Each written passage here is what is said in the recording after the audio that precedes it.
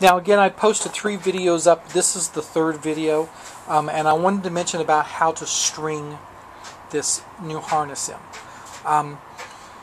The way in and out of this, to get this harness in and out, is to disconnect all, of course, obviously just disconnect every wire that you can from the main portion of the harness, which will be wires here, wires up here at the front end, your wires up here at the front left end, any side wires along here, and of course any side wires there along there. And there are quite a few of them, so keep looking and make sure that you get them all disconnected.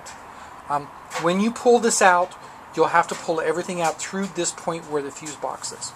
So what you'll be doing is, and I'm going to point here, is that you'll be pulling all your wires and everything up through this area right here. You'll have to sort of snake it down, bring it down here, bring that all up through here. Make sure that you disconnect all these rear connections. There's 9 or 10 of them back here. I don't have an exact count. I'll try to include that detail in it before.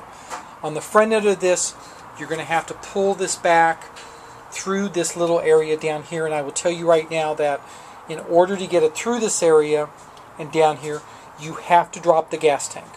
Now there's the gas tank there, and there are 2 bolts right here, and those bolts have to be disconnected, and you have to push the gas tank down as far as you can in order to get the wiring harness out. Once that's done, you should be able to get this wiring harness forward to here. You should be able to take this unit out, the fuse box out, and everything should come out through this area right here. It won't be easy. You'll have to twist and turn a little bit, but it will come out. And putting it back in is pretty much exactly the same.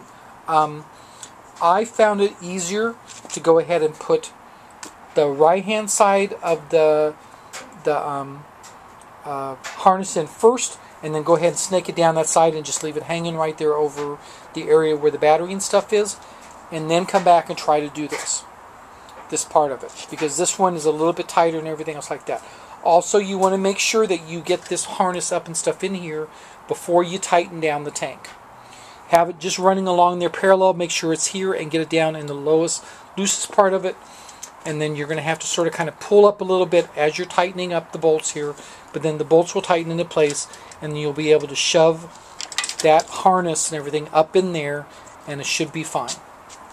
Okay, so those are my 3 videos. I hope they were helpful to somebody.